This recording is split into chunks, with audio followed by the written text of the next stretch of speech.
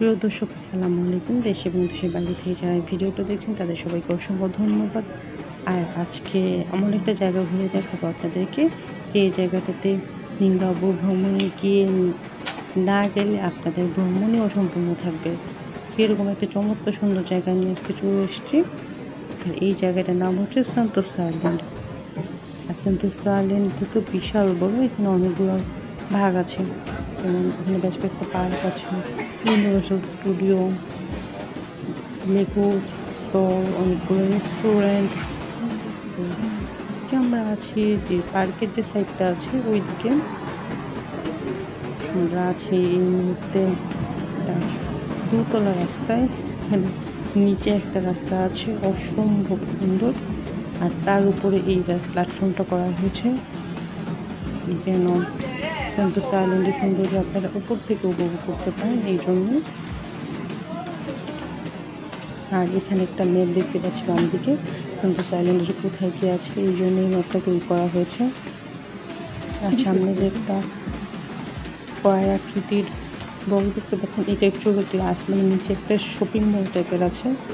এখানে উপর থেকে যেন আলো যায়, একটু ডিজাইন করে আর কি এই পাশটা করা হয়েছে। এই জায়গাটা হচ্ছে গ্লাস। এতক্ষণ আমরা একটা রাস্তা দিয়ে হাঁটছিলাম, এই জায়গাটাতে হচ্ছে একটা নিচের দিকে একটা শপিং মল আছে নিচে। এই যে যেখানে এই শপিং মল না, আশপাশে রেস্টুরেন্ট, কিছু শপ আছে, আবার কিছু রাস্তাও আছে। এটা আসলে এত সুন্দর করে ডিজাইন করা, নিজের চোখে না দেখলে বিশ্বাস করে দেবেন না, অসম্ভব সুন্দর। তবে এই জায়গাটাতে ঘিরে অনেকগুলো ফোয়ারা আছে। সামনে একটা ফোয়ারা দেখতে পাচ্ছেন, সামনে যে ফোয়ারাটা, এইটা পরে আরও কয়েকটা ফোয়ারা আছে অনেক সুন্দর সুন্দর।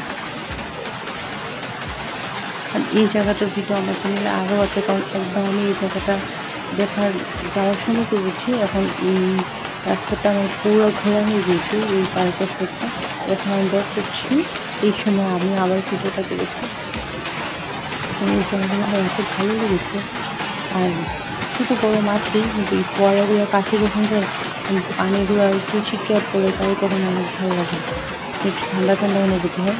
এই জন্য ফোয়ারাগুলোর ঘেঁষে হাঁটতে একটু ভালো লাগে, কারণ এই আশপাশটা হচ্ছে একটু ঠান্ডা থাকে। আর রোদের বাইরেগুলো একটু গরম থাকে, কারণ এগুলো তো কংক্রিট, এগুলো একটু হিট হয়ে যায়। এখানে পর্যন্ত সিঁড়ি আছে, যাতে ওঠানামার সুব্যবস্থার জন্য এই সিঁড়িগুলো রাখা হয়েছে। এই পাশে দুইটা, ওই পাশে দুইটা আছে। মানে এগুলো রাস্তা, বাট রাস্তার উপরে হাঁটার জন্যও ওঠার জন্য আবার সিঁড়ি ব্যবহার করা হয়েছে। নিচেও একটা সুন্দর জায়গা আছে, আমি আপনাদেরকে দেখাতে নিয়ে যাচ্ছি। নিচের জায়গাটাও আমার অনেক ভালো লেগেছে, বিশেষ করে একটা বিশাল দল আছে, দলে আবার ছোটো ছোটো বাচ্চা আকৃতির কয়েকটা আছে, ওই জায়গাটা অনেক সুন্দর। আর দুই পাশে এখানে শপিং মল, রেস্টুরেন্টে ভরা। তবে এখানে ম্যাক্সিমাম রেস্টুরেন্ট হচ্ছে মানে সিঙ্গাপুর, থাই, তারপর হচ্ছে ওই চাইনিজ টাইপের রেস্টুরেন্ট। এই ধরনের খাবার দাবার নিয়ে একটু ঝামেলা পড়া লাগে, এখানে কোনো প্রবলেম হয় না। আপনি চাইলে ইন্ডিয়ান খাবারও খেতে পারেন, এখানে ইন্ডিয়ান খাবারের স্টলও আছে। বা ওদের শপেও যদি যান তাহলে আপনি নন ভেজ খেলেই হয়, লাইক কোনো বান টাইপের সাথে যদি নন ভেজ খেলেন তাহলে খাওয়ানোর কোনো একটা প্রবলেম হয় না।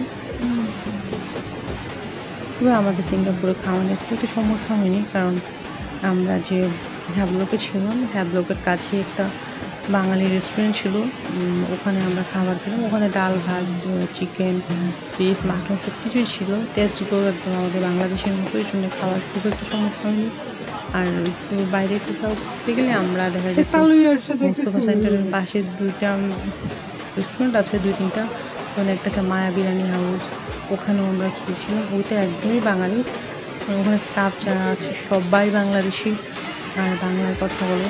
তো ওদের এখানে আসলে খেতে ভালোই লাগতো, যেহেতু বাংলাদেশি অনেক কিছু লাগলে মানে এটা খেতে চাওয়ার যেত। কিন্তু একটু চাইনিজ সব রেস্টুরেন্ট হলেও কি এই খাবারগুলো অনেক সময় আমাদের মানে একটু খুঁতখানি লাগতো, যে চিকেনগুলো খেলে এগুলো কি হালাল না হারাম।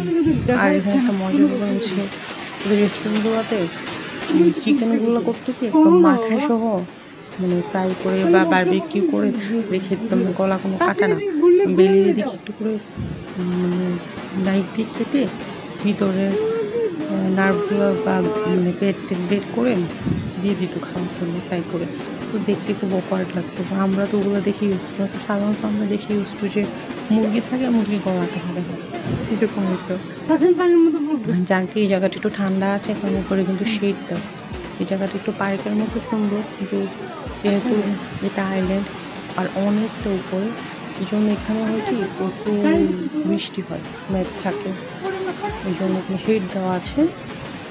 আপনারা চাইলে একটু আরাম করে বসে থাকতে পারেন এখানে। ওই যাই বলেন, এই জায়গাটাতে এতগুলো ফোয়ারা, এত সুন্দর। এখানে একটা আছে ব্যাগ, একটা লোক বসে আছে চিন্তা মগ্ন অবস্থায়। এটা সামনে ফোয়ারাটা অনেক সুন্দর। এখানে সবাই বুঝতে পারবে। আম্মু বসে আছে এখানে, পিছনে আছে জাহিদ, ছবি তুলছে এদিকে, ছবি তুলে দিচ্ছে জাহিদ। তাসিম তো মহাব্যস্ত, ঘোরাঘুরি করে। জাহিদের পিছিয়ে জন্য ছবি তুলছে। এই চেয়ারগুলো আসলে এত সুন্দর, ছবি যতই তুলে না কেন মনে হয় না এত সুন্দর জায়গাগুলো। তো এটার আশপাশে যে ইয়েগুলো, এগুলো হচ্ছে রেস্টুরেন্ট। তবে এই রেস্টুরেন্টগুলোর ভিতরে কেসিনো আছে। কারণ যতগুলো আইল্যান্ড আছে, ওই আইল্যান্ডগুলোতে সামনে দিকে রেস্টুরেন্ট থাকে, ভিতরে কেসিনো থাকে। আমরা আরেকটু সামনে যাই, সামনে একটু সুন্দর জিনিস দেখাবো আপনাদেরকে। সেটা হচ্ছে একটা ডল আছে, বিশাল একটা অরেঞ্জ কালার, যে এটা হচ্ছে ডল। এই ডলটায় আবার কয়েকটা বাবু আছে ছোট ছোট। আমি সামনের দিকে যাচ্ছি, তো এখানে গাছগুলো এত সুন্দর। আমাদের এখানে বাগানে গাছ লাগালে কি হয়, গাছ পড়ে একদম মরে হয়ে যান। এখানে তো লোক তেমন কোনো গাছ নাই, এই জন্য গাছের পাতাগুলো এত গ্রিন, এত সুন্দর, মানে আর দেখে মনে হয় যে গাছের পাতাগুলো একটু দেখে ফেলে, এরকম ফিল হয়। তো বলছিলাম না, এখানে অনেকগুলো ফোয়ারা আছে। দেখুন যত দূর যাবেন খালি ফোয়ারা, একটা সুন্দর সেন্টোসা আইল্যান্ডে আমরা আসি সকাল 10টার দিকে। সকাল 9টার দিকে আমরা বাসার থেকে বের হই। বাসার থেকে বের হয়ে আমরা গ্যাবে করে চলে আসি ভিভো সিটিতে এসে আমরা টিকিট করি সেন্টোসা আইল্যান্ডের। সেন্টোসা এক্সপ্রেসে করে আমরা সেন্টোসা আইল্যান্ডে আসি। আর আমাদের আর টিকিটের প্রাইস করে $4 করে যাওয়া এবং আসা। আমরা টিকিট করিনি, কারণ যাওয়ার সময় তো আবার টিকিট করা ঝামেলার জন্য একসাথে আমরা রিটার্ন টিকিট করিনি। তো প্রতি ঘন্টায় টিকিট পাওয়া যায়, সমস্যা হয় না, কারণ প্রচুর ট্রেন আছে। সকাল 7টা থেকে একদম রাত 12টা AM পর্যন্ত ট্রেন চলাচল করে সেন্টোসা আইল্যান্ড থেকে সিটিতে, মানে ভিভো সিটিতে। সেজন্য ট্রান্সপোর্টেশন নিয়ে কোনো ঝামেলা পড়া লাগে না।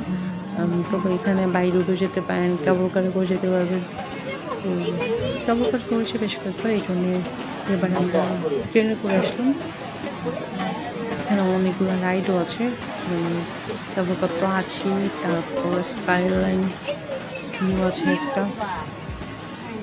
তারপর ওখানে একটা গাড়ির রাইড আছে। ওই গাড়ির রাইডগুলোতেও চলা যায়। আরও অনেক অ্যাক্টিভিটি আছে যেখানে, মানে এত অ্যাক্টিভিটি আপনি করে শেষ করতে পারবেন না, মানে কত করবেন। এই দেখেন এখানে যে এখানে সবুজ ঘাস, এখানে বসতে পারবেন, ওর সাথে ছবি তুলতে পারবেন।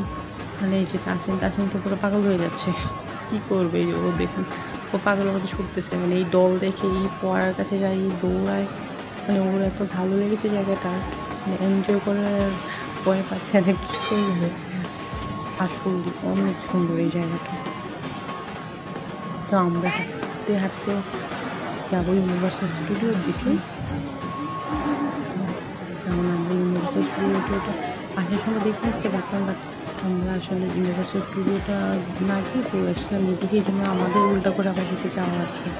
আমরা যদি ওই দিক থেকে ইউনিভার্সাল স্টুডিওটা দেখে চলে আসতাম, তাহলে আমাদের একটু হাঁটা কম লাগতো। যাকে আমরা ঘুরতে খুব এনজয় করছি। ইউনিভার্সাল স্টুডিওর পাশে আছে কয়েকটা লেগো শপ, ওখান থেকে আপনারা লেগো কিনতে পারবেন। যদি ওখান থেকে লেগো কিনতেও না চান, তাহলে লেগোর সাথে ছবি তুলবেন। আর ওখানে কিছু ফ্রি লেগো আছে, মানে একটা টেবিল আছে, টেবিলের উপর ফেলে রেখেছে, ওখানে আপনার টেবিলে খুলতে পারে, চাইলে আপনি নিজেও খুলতে পারবেন, প্রবলেম নেই। সবাই খেলতে পারে। ওখানে অনেক সুন্দর সুন্দর চাবি রিং, ছোটো ছোটো শো পিস, সিন্ধুসা লেখা, সিঙ্গাপুর লেখা, অনেক সুন্দর সুন্দর শো পিস। তারপর মেরিল্যান্ডের মিউজিয়াম যে পার্ক আছে, যে ওই পার্কের কিছু আছে, অনেক সুন্দর সুন্দর জিনিস আছে, ছোটো ছোটো রিজনেবল প্রাইসে চাইলে নিতে পারেন। কিছু জায়গা হয় না অনেক এক্সপেন্সিভ, এগুলো এক্সপেন্সিভ, বাট ওই সব খাতে ছোটো ছোটো চাবি রিং পাওয়া যায় গিফট আইটেম হিসেবে, বা নিজের জন্য কিনতে পারেন, অনেক সময় ব্যাগের মধ্যে লাগানো যায়, বা বাসায় এসে গুছিয়ে রাখতে পারেন। যে একটা জায়গায় গিয়েছিলাম, একটা মেমোরিজ, সামনে ওই সবগুলো আছে। তাছাড়া এখানে একটা আইসক্রিম শপ আছে, আইসক্রিম শপটার সামনে 2টা কোন আইসক্রিম দিয়ে গেট করা আছে, অসম্ভব সুন্দর। ওখানে আইসক্রিম ট্রাই করবেন। আর সন্তোষ আইল্যান্ডের ঠান্ডা, বাট প্রচুর হাঁটা লাগে এখানে, এই জন্য সোয়েটিং হয়। 2টা আইসক্রিম খেতে পারেন, অসম্ভব টেস্টি, মানে খেলেই বুঝতে পারবেন টেস্ট। আমি আপনাকে আসলে বলে বোঝাতে পারবো না কতটা মজা ছিল আইসক্রিমগুলো। সামনে একটা আরেকটা বিল্ডিংয়ের মতো, এটা হচ্ছে রেস্টুরেন্ট। এই রেস্টুরেন্টের ভিতরটা এমনভাবে করান মনে হবে একটা মানে শহরের ভিতরে রাস্তার পাশে 2টা ছোটো ছোটো ঘর, দোতলা ঘর, মানে পুরো একটা বিল্ডিংয়ের নিচতলাটা এমনভাবে তৈরি করা হয়েছে মনে হবে একটা রাস্তার পাশে আগেকার দিনে 2তলা কাঠের 2তলা ঠেলা গাড়ি, মানে একদম ডিফারেন্ট করে তৈরি করা হয়েছে।